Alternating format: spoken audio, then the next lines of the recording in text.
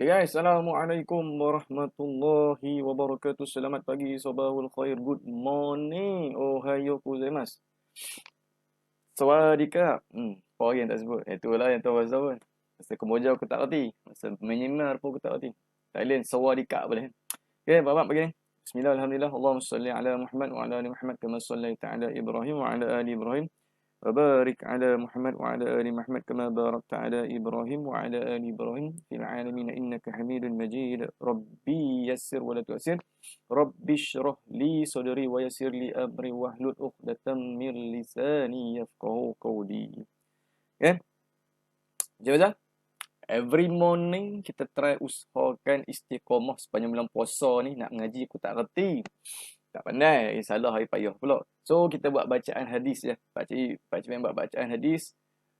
Ambil direct terus daripada Irsyad Al-Hadis, slot siri Irsyad Al-Hadis daripada pejabat, daripada website Mufti Wilayah Persekutuan. So kita dah go through 2 hadis dah.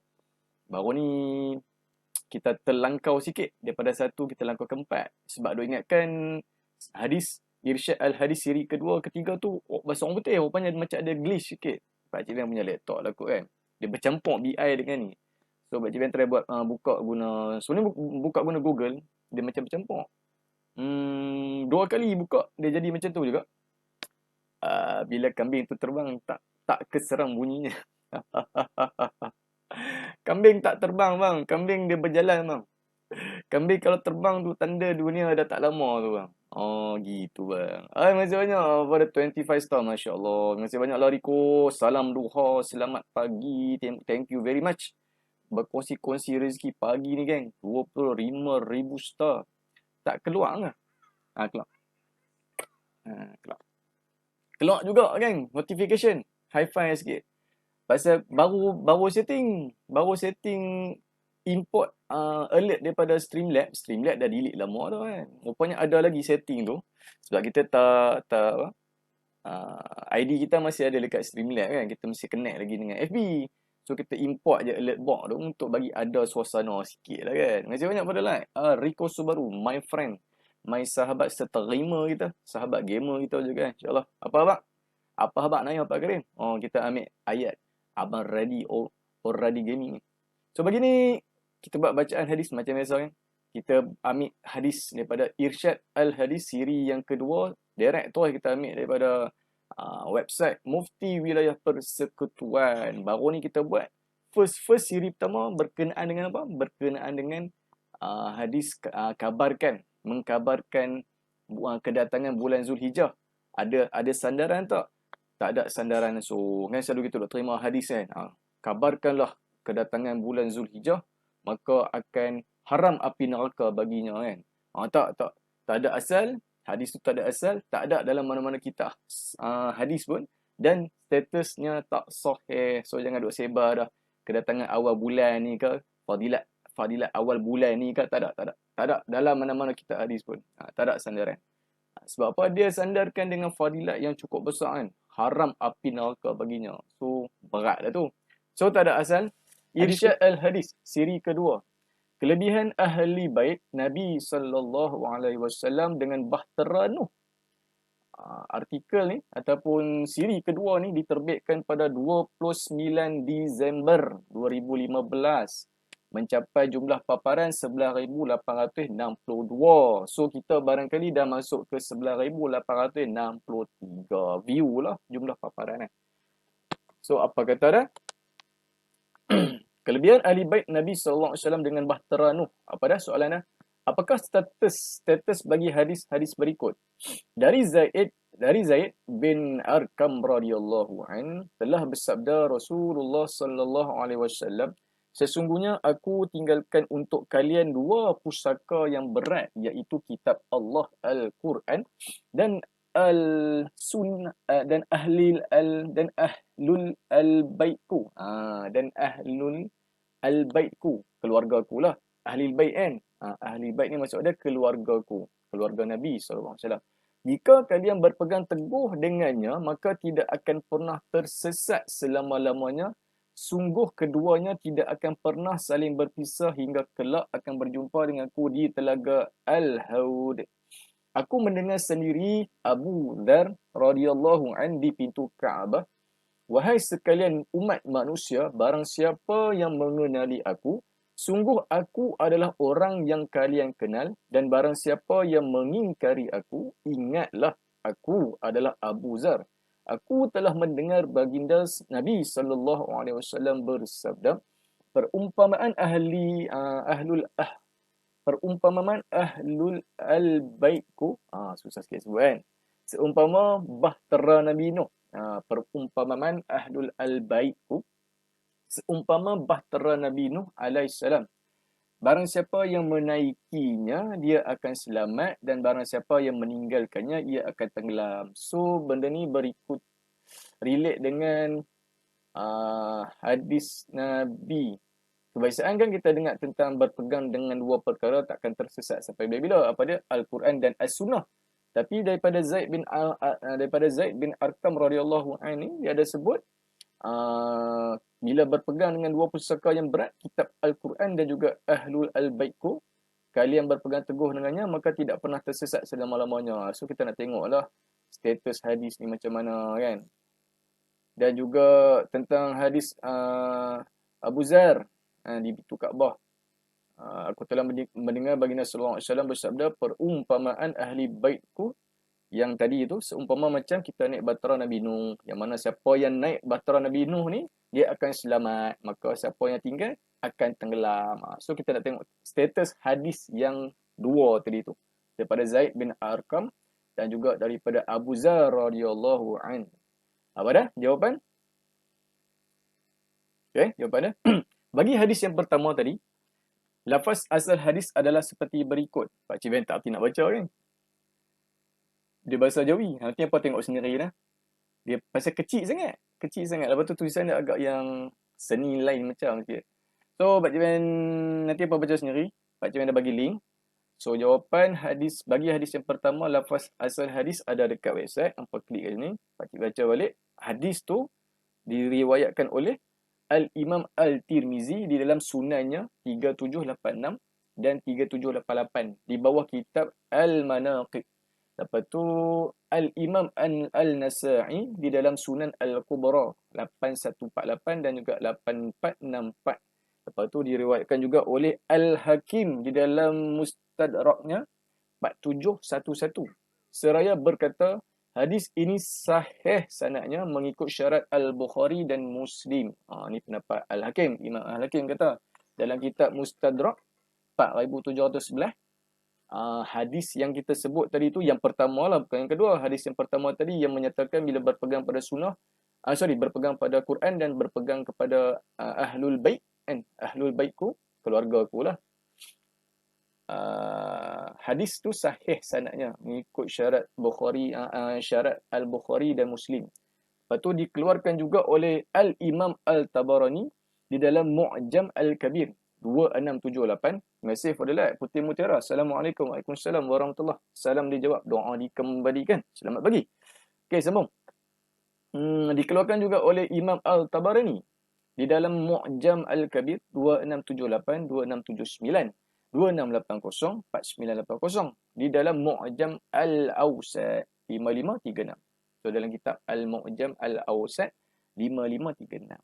So hadis tu hampa boleh buka dekat link yang Pak Cik Ben dah tertera, yang tertera di bawah sekali tu, hampa boleh bacalah kalau pandai baca. Pak Cik Ben tak boleh baca, share saja. Okey. Okey, komentar terhadap hadis. Syekh Nasiruddin Albani rahimahullah menghukumkan hadis ini sahih di dalam silsilah Al-Hadis Al-Sahihah 1750 setelah menilainya dengan jalan-jalan sanad yang lain. Wallahu alam. So disahihkan oleh Syekh Nasiruddin Albani rahimahullah. Hadis yang mana? Hadis yang pertama. Hadis pertama yang mana? Hadis daripada Zaid bin Arqam ni. Zaid bin Arqam yang menyatakan telah bersabda Rasulullah sallallahu alaihi wasallam, sesungguhnya aku tinggalkan untuk kalian dua pusaka yang berat, iaitu kitab Allah Al-Quran dan Ahlul Al-Baitku, keluargaku. Jika kalian berpegang teguh dengannya, maka tidak akan pernah tersesat selama-lamanya. Sungguh keduanya tidak akan pernah saling berpisah hingga kelak akan berjumpa denganku di telaga Al-Haud. Sebab selalunya kita dengar berpegang dengan dua perkara ni, apa dah yang Nabi kata? As-Sunnah dan Al-Quran, dan juga Al-Kitab, Al-Quran dan juga As-Sunnah, kan? Yang ni hadis daripada Zaid bin ni, riwayat daripada ni Zaid bin Arqam, dia lain version sikit, berpegang dengan Quran, kitab Allah, Al-Quran, dan juga ahlul al-baitku, keluargaku. So berpegang ikut jalan-jalan keluarga Nabi lah, kan? Jalan-jalan keluarga Nabi, keluargaku. Maksudnya macam itulah. So disahihkan oleh Syekh Nasiruddin Albani rahimahullah. Dia punya rujukan dalam silsilah Al-Hadis Al-Sahihah 1750. So bagi hadis yang kedua, hadis kedua ni hadis daripada Abu Zar yang berkaitan dengan bahtera lah. Siapa yang naik bahtera, ibarat kata yang mengikut ahli bait tu, kan? Yang nak relatekan dengan ahli bait tu, siapa yang ikut ahli bait tu ibarat macam dia naik bahtera Nabi Nuh lah. Mana kata selamatlah siapa naik tu. Siapa yang tak ikut tak ikut ahli bait, tak ikut keluarga, jalan keluarga lah, jalan keluarga Nabi, kan? Siapa yang tak ikut ahli bait, dia umpama macam tinggalkan, makna kata dia akan tenggelam, kan? So hadis daripada Abu Zar, riwayat pada Abu Zar ni, yang ni dia punya jawapan ya. Bagi hadis yang kedua, lafaz asalnya adalah seperti berikut. Hampa boleh baca sendiri ya. Pak Jiban tak pandai. So hadis ni telah diriwayatkan oleh Al-Hakim di dalam Al-Mustadrak 3312 4720. Al-Zahabi di dalam Talqis mengatakan bahawa salah seorang perawi bagi hadis ini Mufaddal bin Saleh lemah. Kan? Bagi hadis ni Mufaddal bin Saleh lemah. Mana kata hadis ni lemah lah. Mengikut Hakim, mengikut Al-Hakim dalam kitab Al-Mustadrak. Al-Imam Al-Bazzar di dalam musnadnya 5142 dan berkata bahawa hadis ini tidak kami ketahui seorang pun yang meriwayatkannya melainkan Al-Hasan bin Abi Ja'far, dan Al-Hasan bukanlah seorang yang kuat di dalam ilmu hadis. Bukan kuat ingatan lah ni. Bukan kuat ingatan ataupun bukan kuat di dalam ilmu hadis. Kebiasaannya kuat ingatan lah. Lemah lah. Dan kebanyakan ahli ilmu memperkatakan tentangnya. Al-Imam Al-Tabarani. Ni ada 3 lah. Ada 3. Hadis yang tadi Pak Jiman tak baca tu. Takut baca salah kan. Hadis yang kedua tu diriwayatkan oleh ada 3 ni. Al-Imam Al-Hakim, Al-Imam Al-Bazzar dengan Al-Imam Al-Tabarani. Al-Tabarani. Di dalam Mu'jam Al-Kabir 2636, 2638, 12388. Di dalam Mu'jam Al-Awsat pula 5536 dan 5870. So komentar terhadap hadis yang kedua ni yang berkenaan dengan ahli bait, siapa yang ikut ahli bait disamakan macam keadaan dia macam kita naik bahtera Nabi Nuh. Selamatlah maksudnya. Selamatlah. Yang tak naik akan tenggelam. So komen daripada ni terhadap hadis yang kedua tu, Syekh Nasiruddin Albani juga yang komen terhadap hadis tu. Syekh Nasiruddin Albani rahimahullah di dalam silsilah Al-Hadis Al-Da'ifah wa Al-Mawdu'ah 4503 menghukumkan hadis ini sebagai dhaif.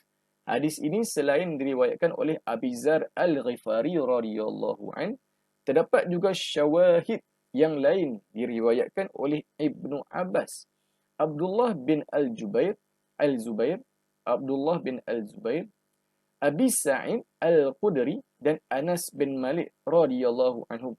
Meskipun terdapat jalan periwayatan yang lain, namun kesemua jalan tersebut tidak terlepas daripada kritikan yang mana kesemuanya tersangatlah lemah dan tidak mampu untuk menguatkan antara satu sama lain. Wallahu a'lam. Hampa kena ingat tau. Yang komen-komen ni apa semua ni, Syekh Nasiruddin apa semua macam Ibnu Abbas, Abdullah bin Az-Zubair, Abi Sa'id Al-Khudri, Anas bin Malik. Ini semua orang yang hebat-hebat sebenarnya. Cuma terkadang manusia kan, dia lemah ingatan. Kadang-kadang lemah sikit. Ada golongan yang lemah. Dia perawi banyak. Yang Pakcik Ben duk dengar kan. Kalau perawi ingatan dia kuat, dia punya silsilah, salah silah pun tak putui kan. Bersambung cantik. Orang kata apa? setiap perawi tu pula semuanya saling menyokong macam tu lah. Faktor menguatkan antara satu sama lain macam tadi kan. Dia baru boleh nak katakan sabit hadis. Hadis tu sahih. Macam ni, dua-dua hadis ni hadis ni dihukumkan oleh oleh orang yang sama juga untuk dua hadis ni. Hadis daripada Abu Zaid bin Arqam berkenaan dengan kitab Allah kan? Berpeganglah dengan kitab Allah Al-Quran dan ahlul al-bait keluargaku bila berpegang dengan dua perkara ni maka tidak akan pernah tersesat selama-lamanya kan, dan sungguhnya keduanya tidak akan pernah saling berpisah hingga kelak akan berjumpa denganku di telaga Al-Hud. Ini hadis yang pertama, tapi dihukumkan oleh Syekh Nasiruddin Albani rahimahullah sebagai sahih dalam silsilah Al-Hadis Al-Sahihah 1750 setelah menilai dengan jalan-jalan sanad kan. Tapi untuk hadis yang kedua ni kan, aku mendengar sendiri Abu Zar radhiyallahu an di pintu Kaabah, wahai sekalian umat manusia, barang siapa yang mengenali aku, sungguh aku adalah orang yang kalian kenal, dan barang siapa yang mengingkari aku, ingatlah aku adalah Abu Zar. Aku telah mendengar baginda Nabi sallallahu alaihi wasallam bersabda, perumpamaan ahlul al-baitku seumpama bahtera Nabi Nuh alaihi salam. Barang siapa yang menaikinya, naik bahtera Nabi Nuh lah, dia akan selamat, dan barang siapa yang meninggalkan barang siapa meninggalkannya yang tak naik bahtera tu, dia akan tenggelam. So perumpamaan yang dinyatakan oleh Abu Zar radhiyallahu anhu berkenaan dengan ahlul bait tu kan, siapa yang ikut ahli bait ni, dia umpamakan seperti mana orang yang naik atas bahtera Nabi Nuh. So yang ni dihukumkan oleh Syekh Nasiruddin Albani rahimahullah sebagai dhaif, lemah geng. Dia tak kata palsu. Kalau palsu dia akan kata maudhu' kan, dia akan kata maudhu'. Kalau maudhu' palsu lah, tak boleh pegang tu ya. Yang ni lemah, boleh ambil lah orang kata sandaran dia juga walaupun lemah kan. So ni Syekh Nasiruddin Albani rahimahullah di dalam silsilah Al-Hadis Al-Dha'ifah wal Al-Mawdu'ah 4503 menghukumkan hadis yang tadi tu Pak Jibin sebut tadi, yang hadis daripada Abu Zar yang menyatakan siapa yang ikut ahlul bait seperti sama macam kita naik bahtera Medoh, dihukumkan lemah. Sebab apa lemah? Disabit dengan selain diriwayatkan oleh Abi Zar. Yang ni kita baca balik komentar ni. Hadis tadi yang berkenaan dengan bahtera Nabi Nuh tu, kenapa dihukumkan lemah, dhaif? Selain diriwayatkan oleh Abi Zar Al-Ghifari radhiyallahu an, terdapat juga syawahid yang lain diriwayatkan oleh Ibnu Abbas, Abdullah bin Al-Zubair, Abi Sa'id Al-Khudri dan Anas bin Malik radhiyallahu anhu. Meskipun terdapat jalan periwayatan yang lain, namun kesemua jalan tersebut tidak terlepas daripada kritikan yang mana kesemuanya tersangatlah lemah dan tidak mampu untuk menguatkan antara satu sama lain. Wallahu a'lam. Ada setengah pendapat kata hadis dhaif ni tak payah pegang pun tak apa, lemah kan. Tapi kalau nak pegang pun tak jadi masalah. Pakcik Ben dengar macam itulah. Tapi kalau hadis tu status dia adalah maudhu', palsu, memang kena tinggal terus lah kan. So untuk beramal tak disarankan, nak berpegang pun tak disarankan lah untuk hadis yang lemah ni. Pakcik Ben faham dengar macam itulah. Tapi nak pilih jalan selamat, carilah hadis-hadis yang sandaran dia ataupun status dia yang dihukumkan sebagai sahih. Yang sahih kita ambil. Yang lemah tu takat ambil tahu cukup. Pakcik Ben faham macam tu. So yang selebihnya hampa rujuklah dengan ustaz-ustaz hadis. Pakcik Ben sekadar berceritakan ada orang kata apa? Hadis yang sedemikian. Ada hadis yang macam ni. Ada dua version hadis. Sebelum ni kita duk dengar pasal Nabi pesan pegang dengan dua perkara ni, Al-Quran, Alkitab, Al-Quran dan juga As-Sunnahku, yang kita, dan maka kita takkan tersesat sampai bila-bila kan? Sampai selama-lamanya. Tapi bila dengar versi daripada Zaid bin Arqam ni, dia lain pula versi dia. Dia kata pegang dengan kitab Allah kan? Pegang kitab Allah dan juga ahlul baitku. Kalau pegang teguh, maka takkan pernah tersesat sampai tersesat selama-lamanya. Dengar macam pelik kan? Lepas tu ni pula, sungguhnya keduanya tidak akan pernah saling berpisah hingga kelak akan berjumpa denganku di Telaga Al-Haud. Pak Cik Man tak tahulah Telaga Al-Haud ni apa dia kan.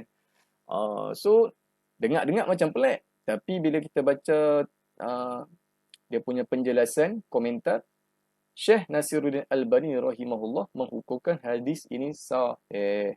Kan dalam kitab ada silsilah Al-Hadis Al-Sahihah 1750.